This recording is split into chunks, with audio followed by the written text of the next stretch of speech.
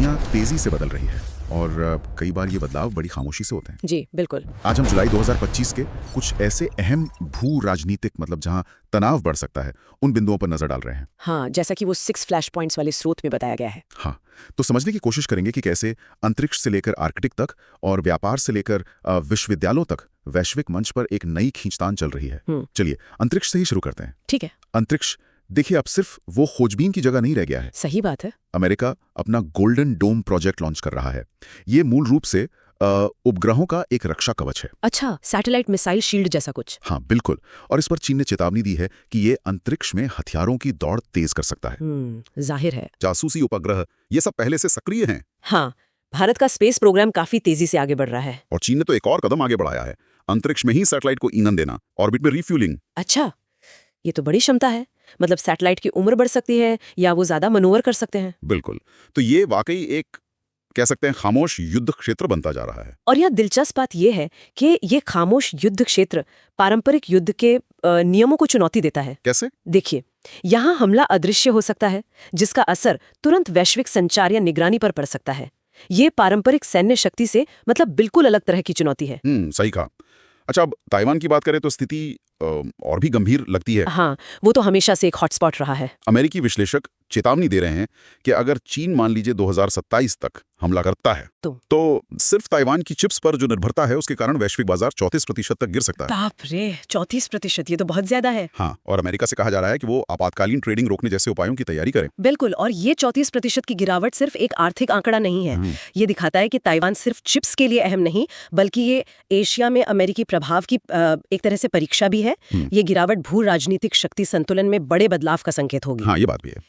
अच्छा, इसी कड़ी में अमेरिका चीन रिश्तों पर नजर डालें। हाल ही में मलेशिया में अमेरिकी सीनेटर मार्को रूबियो ने चीनी विदेश मंत्री से मुलाकात की। अच्छा।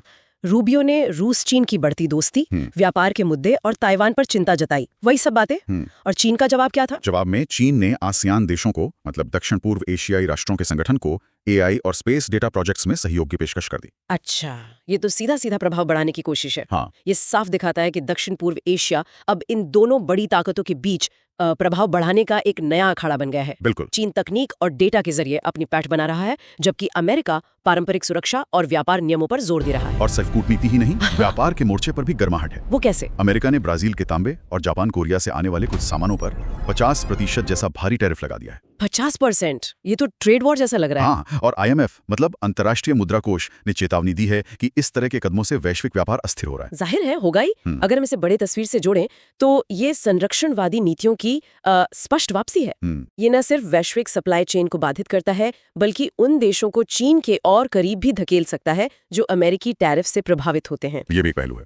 अच्छा, एक और बात जो चौंकाने वाली है, ये तनाव अकादमिक जगत तक भी पहुंच गया है, विश्वविद्यालयों तक। हाँ, अमेरिका में विदेशी शोध संबंधों की जांच तेज हो गई है, खासकर चीन से फंडिंग पाने वाले प्रोजेक्ट्स की। अच्छा। कुछ अमेरिकी राज्यों ने तो ऐसे संबंधों पर बैन भी लगा दिया है। ओहो। और रूस ने भी जवाबी कार्रवाई की है।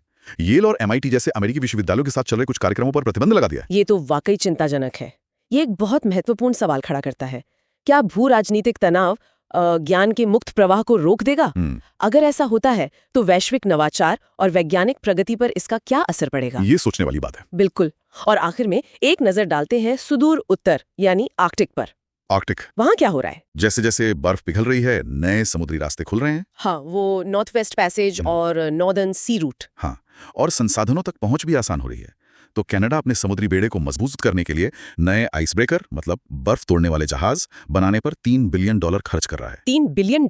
हाँ, रूस का दबदबा वहां पहले से है, लेकिन अब अमेरिका, कनाडा और नॉर्वे जैसे देश भी अपनी मौजूदगी बढ़ा रहे हैं। तो आर्कटिक तेजी से एक नई नौसैनिक शतरंज की बिसात बनता जा रहा है, कह सकते हैं? बिल्कुल सही। यहाँ सिर्फ व्यापार मार्गों का सवाल नहीं है, बल्कि सामरिक बढ़त और जाहिर है प्राकृतिक संसाधनों पर नियंत्रण का भी सवाल है। ये एक और मोर्चा है जहां बड़ी शक्तियों के हित टकरा रहे हैं। तो अगर हम इन सभी बिंदुओं को जोड़कर देखें, अंतरिक्ष में एक नई तरह की दौड़ शुरू हो चुकी है। जी। ताइवान एक संवेदनशील मुद्दा बना हुआ है, वैश्विक व्यापार पर संरक्षणवाद हावी हो रहा है, और यहाँ तक कि विश्वविद्यालय और आर्कटिक भी भू राजनीतिक खींचतान के मैदान बन गए हैं। बिल्कुल, इसका सीधा मतलब यह है कि आज की दुनिया में शक्ति का खेल सिर्फ मिसाइलों और सेनाओं से नहीं खेला जा रहा। सही। अब सैटेलाइट, सेमीकंडक्टर चिप्स, व्यापार नीतियां, वैज्ञानिक शोध और डेटा, ये ये सब एक तरह से भू राजनीति के नए हथियार बन गए हैं। ये सोचना जरूरी है कि ये सारी कड़ियां आपस में कैसे जुड़ी हैं और एक क्षेत्र का तनाव दूसरे को कैसे हवा दे सकता है। हाँ। शायद यही वो सवाल है जिस पर आगे और विचार करने की जरूरत है।